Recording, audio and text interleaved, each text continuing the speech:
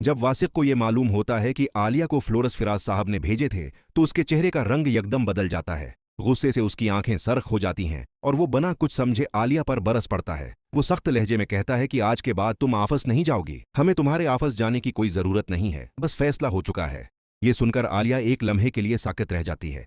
उसे यकीन नहीं आता कि वासिक, जो कभी उसकी कामयाबियों पर फख्र करता था, आज इसी के ख्वाबों को यूं को चल रहा है। वहीं वासिक की उम्मी को जैसे मौके मिल जाता है। वो खुशी को छिपाते हुए तंजिया अंदाज में कहती हैं, देखा, मैं तो पहले ही कहती थी कि लड़की का ज्यादा आफस जाना ठीक नहीं होता। घर संभालो, शौहर की खिदमत करो, यही तुम्हारी असल जिम्मेदारी है।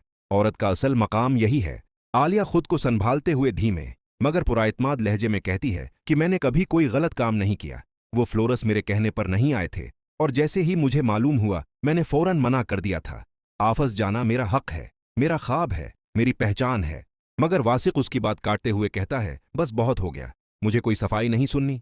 आज के बाद तुम घर में ही रहोगी, मेरा फैसला आखिरी है। ये अल्फाज आलिया के दिल में तीर की तरह लगते हैं।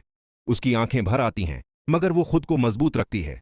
वो कहती है, अगर तुम्हें मुझ पर यकीन नहीं है तो ठीक है, मैं आफस नहीं जाऊंगी, मगर याद रखना ये मेरा फैसला नहीं है। वासिक फौरन लहजा बदलता है और प्यार जताते हुए कहता है, मैं ये सब तुम्हारे भले के लिए कर रहा हूं, बस मेरी बात मान लो, सब ठीक हो जाएगा। आलिया खामोशी से सर हिला देती है मगर उसके अंदर कुछ टूट कर बिखर जाता है। इधर फिराज साहब को जब मालूम होता है कि आलिया ने जाब छोड़ दी है तो वो हैरान रह जाते हैं। वो खुद वासिक के घर आ जाते हैं और नरमी से कहते हैं, आपने जाब क्यों छोड़ दी? आप हमारी बेहतरीन एम्प्लाई हैं, अगर कोई मसला था तो आप हमसे बात कर सकती थीं। ये सुनकर वासिक का गुस्सा एक बार फिर भड़क उठता है। वो आगे बढ़कर कहता है, हमें मसला आपसे है, आपकी वजह से आलिया ने जाब छोड़ दी है। बात बढ़ती है और माहौल कशीदा हो जाता है। फिराज साहब भी जज्बात में आ जाते हैं और दोनों के दरमियान तल्ख कलामी शुरू हो जाती है। वासिक फिराज के कॉलर में हाथ डालकर कहता है, आप कौन होते हैं हमारी जाती जिंदगी में मुदाखलत करने वाले? ये हमारा घर है, हमारी मर्जी है। आलिया ये मंजर देखकर टूट जाती है। वो वासिक से कहती है, तुम्हें मुझ पर जरा सा भी यकीन नहीं है, उसी लिए तुमने मेरा आफस बंद करवा दिया और अब इल्टा फिराज से लड़ रहे हो। अगर तुम एक बार मुझ पर एतमाद करते तो शायद ये सब न होता। वासिक गुस्से में कहता है, आज के बाद हमारे बीच फारिया वाली बात नहीं होगी। आलिया तल्खी से जवाब देती है, क्यों नहीं होगी? जब तुम मेरी जिंदगी के फैसले कर सकते हो तो मैं भी अपनी आवाज उठा सकती हूं। इस सारी सूरत हाल में वासिक की अम्मी दिल ही दिल में खुश हो रही होती हैं। उन्हें लगता है कि अब आलिया मुकम्मल तौर पर काबू में आ चुकी है। घर में अजीब सी खामोशी छा जाती है। आलिया को महसूस होता है जैसे उसका वजूद आहिस्ता आहिस्ता मिटाया जा रहा हो। वही वासिक जो कभी उसके ख्वाबों का मुहाफिज था, आज इसी पर शक कर रहा था। फिराज साहिब गुस्से और बेबसी के आलम में घर से निकल जाते हैं। जाते जाते आलिया की आंखों में आंसू देखकर वो लम्हा भर रख जाते हैं मगर कुछ कह नहीं पाते। दरवाजा बंद होते ही वासिक की अम्मी तंजिया अंदाज में कहती हैं, देखा, यही होता है जब औरत को ज्यादा आजादी दी जाए। अब घर बैठेगी तो अक्ल ठिकाने आ जाएगी। आलिया कोई जवाब नहीं देती। वो सैयद ही अपने कमरे में चली जाती है।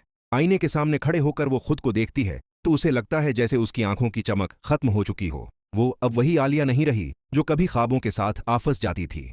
अगले चंद दिन घर में तनाव रहता है। वासिक के रवैये में सख्ती आ जाती है, बात कम और हुक्म ज्यादा। आलिया हर बात खामोशी से सुन लेती है मगर अंदर ही अंदर टूटती जा रही होती है। ऑफिस में आलिया के न आने से सब परेशान होते हैं। फिराज साहब बार बार फोन करते हैं मगर आलिया फोन नहीं उठाती। आखिर एक दिन वो मैसेज करती है कि अब मैं जॉब नहीं कर सकती। घर में वासिक की अम्मी आलिया पर तानों की बारिश शुरू कर देती हैं।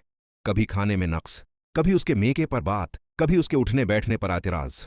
एक दिन आलिया से बर्दाश्त नहीं होता और वो वासिक से कह देती है, तुमने मेरी जॉब छुड़वा दी मगर अब भी खुश नहीं हो, आखिर चाहते क्या हो? वासिक झंझला कर कहता है, मैंने सब तुम्हारे भले के लिए किया है। आलिया रोते हुए कहती है, भला वो होता है जिसमें दूसरे की मर्जी शामिल हो, जबरदस्ती नहीं। चंद दिन बाद आलिया की तबीयत खराब होने लगती है। डॉक्टर के पास जाने पर मालूम होता है कि वो हामिला है। ये खबर वासिक और उसकी अम्मी के लिए खुशी का बायस बनती है मगर आलिया के दिल में खौफ बैठ जाता है। वक्त गुजरता है। एक दिन आलिया को अपने बेग से ऑफिस का आईडी कार्ड मिलता है। वो उसे देखकर जैसे अपनी खोई हुई पहचान को छू लेती है।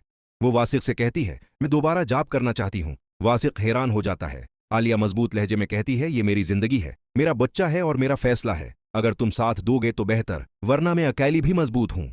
ये पहला लम्हा होता है जब वासिक को एहसास होता है कि आलिया कमजोर नहीं थी, बस खामोश थी। कहानी यहाँ एक नया और फैसला कुन मोड़ लेती है।